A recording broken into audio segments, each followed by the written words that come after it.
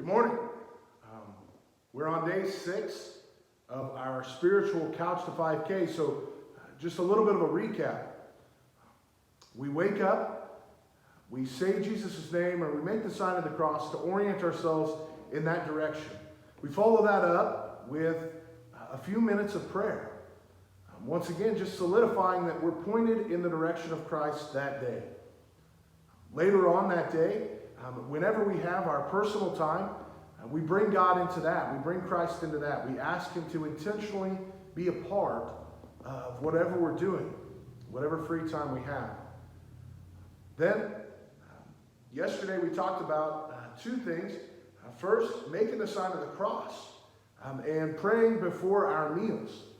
Right? 3 different times during the day to pray, to remember throughout the day, to continue to point the ship in the direction of the eternal. And then the last that we covered was to pray before we go to bed at night. Thanking God for what we have, preparing ourselves to enter into eternity with Him. So, what then is the next step? Well, before we head that way, I need to remind you all that this stretches out over a period of time. Right? This isn't all just done day after day. You know, it's not like you're going to get done with this and do this every day, and then all of a sudden you're going to be a massive prayer warrior. This may stretch on for a long time throughout your life. It may stretch on for a year or years.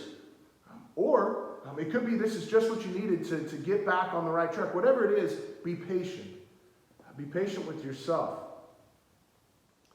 So with that in mind, the next step, so this day 6, the next step would be to pray, pick a devotional.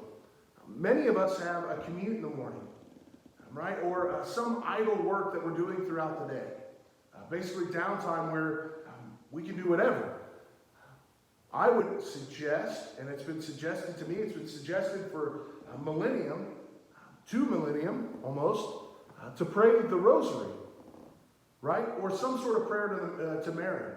The rosary hasn't been around that long, but prayers to Mary certainly have.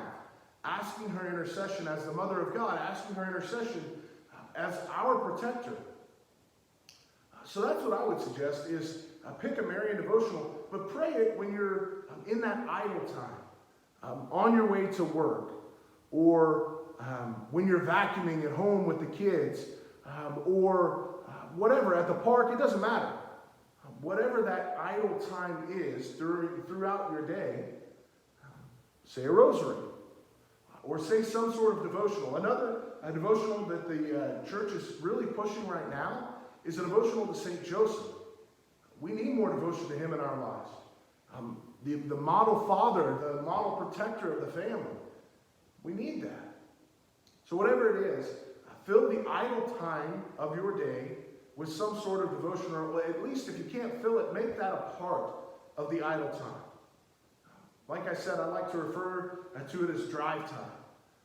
We'll just call that everything, all of that idle time, we'll call it in one basket, put it all in one basket, and just call it drive time. So fill your drive time with some sort of devotional to help continue burning this love of Christ deeper and deeper into your heart. God bless.